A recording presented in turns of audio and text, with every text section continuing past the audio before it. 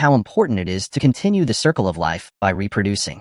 Mele had already arrived at the ceremony of birthing ground as she awaits Simba. Simba asked his buddies Timon and Pumbaa to watch over his daughter Kiara, warning them not to tell her any scary stories on his way off. Timon and Pumbaa didn't listen as they began telling her the stories, stating how they were the one who took out Scar and not Simba, as they were heroes, but they quickly ran off scared on hearing a clash of lightning.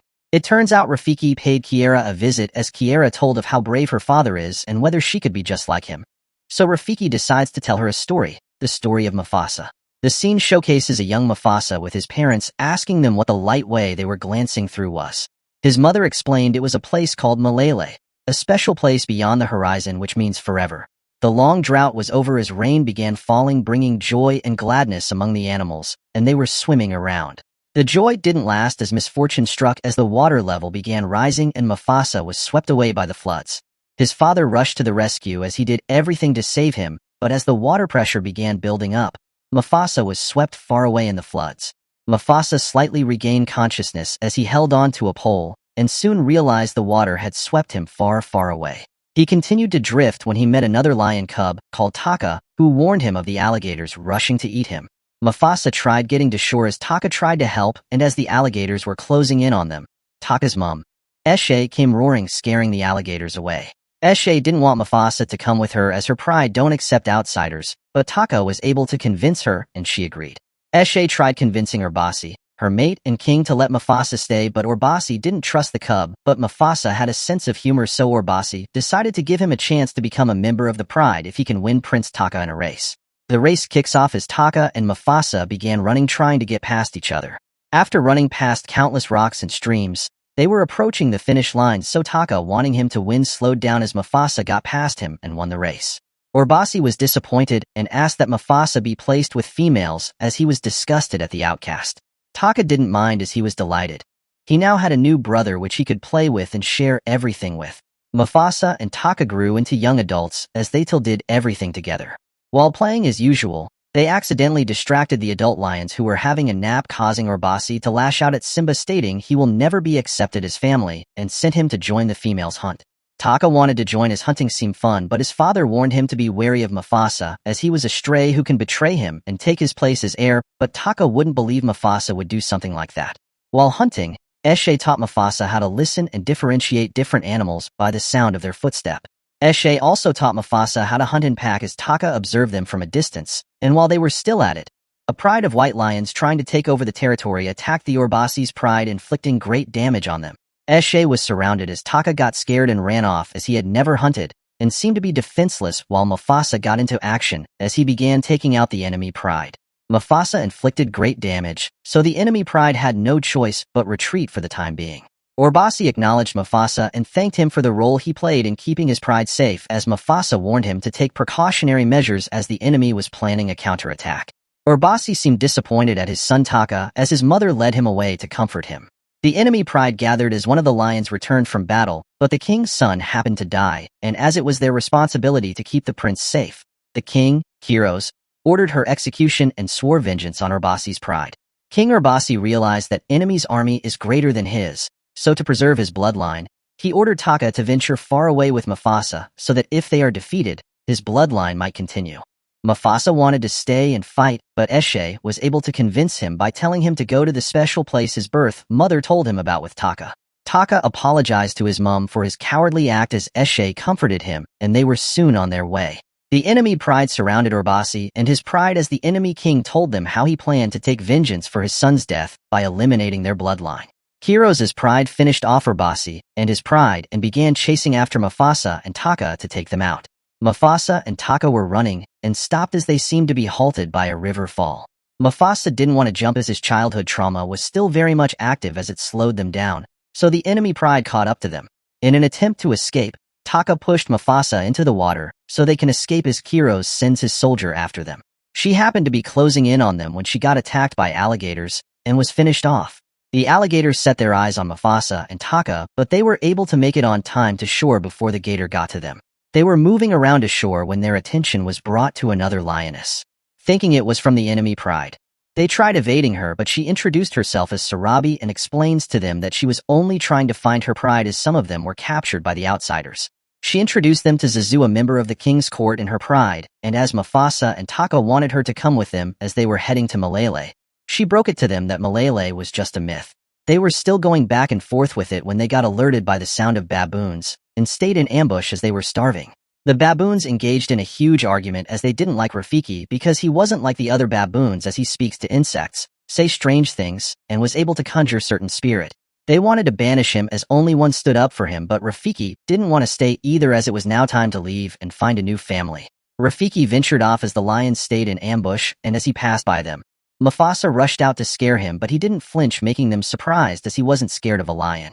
Rafiki made it clear to them that he was heading to Mele, as they were surprised that he knew the place, as they decide not to eat him, so that he can lead them there. Mufasa found Rafiki weird as he sits on a rock meditating, but Rafiki was able to amuse him further by telling him about his birth parents and things only he would know, and also taught him how to follow his instincts. They arrived at the top of the cliff as Mufasa decides to lead the way, telling them to go down, but Sarabi objected, stating that it's safer to go around, so Mufasa taught her how to listen, the way Eshe taught him, and as she did, she could hear the paws of the enemy pride racing towards them, and also realized it was safer to go down. Kiros was closing in on them as his lioness informed him that a lioness had joined Mufasa and Taka, so Kiros decides to eliminate them all. Taka seemed to be interested in Sarabi on the way as he approached Mufasa for tips on how to win her over. Mufasa happened to give him some tips as he engaged in a pleasant conversation with her.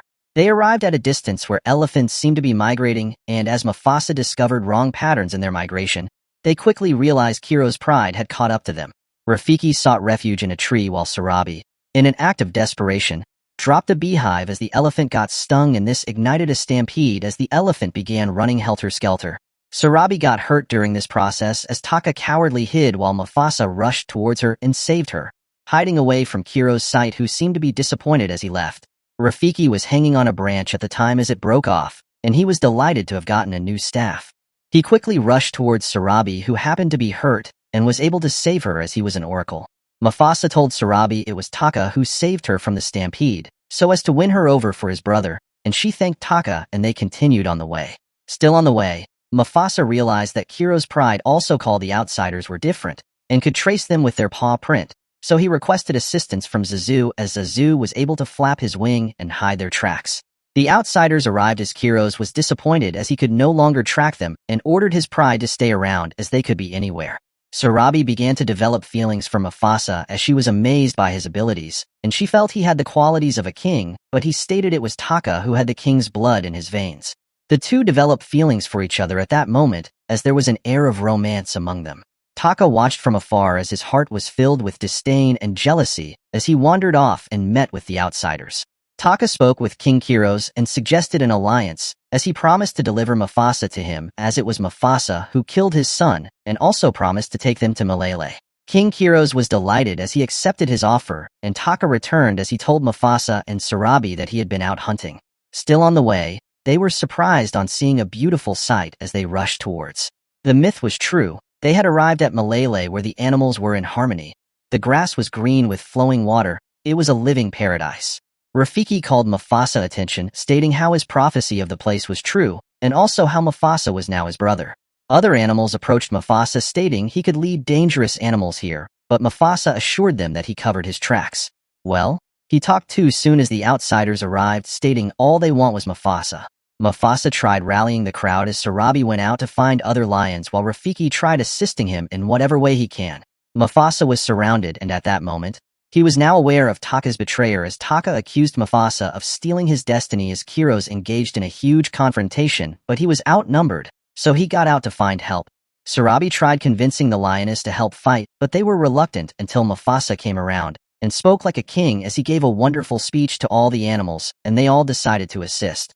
Mufasa resumed his fight with Kiros, but he was pushed off a cliff and got hurt. Kiros, determined to end him, followed and continued the beatdown. Taka watched and took pity on his brother, and just as Kiros was about ending Mufasa, Taka blocked him and got scarred on his face. It was intense as Rafiki invoked a spell which created Pride Rock as the vibration plunged them deep into the water. Kiros was still determined to end Mufasa, but luckily, Mufasa was able to divert a large stone towards him as Kiros was dragged below and drowned. Taka helped Mufasa out of the water as Sarabi escorted Mufasa outside, where he met with the animals. The animals bowed at him and requested he should be their king, but he was reluctant, but Rafiki was able to convince him as he was the one that gathered the animals together. Hearing the sound of a voice he recognized, he rushed towards it, and the person turned out to be his mother. His father happened to be late, but his mother assured him that his father lives in him. The animals called for Taka to be banished, but Mufasa objected, so Taka apologized to Mufasa and requested to be called Scar from now on to be reminded of his deeds. It was new beginning for Pride Rock and the reign of the Lion King. The story was over as Kiara learned a lot from Rafiki and wished she was just like her grandfather. Stay tuned for more awesome recaps on its mythical and subscribe to this YouTube channel. Thanks for watching.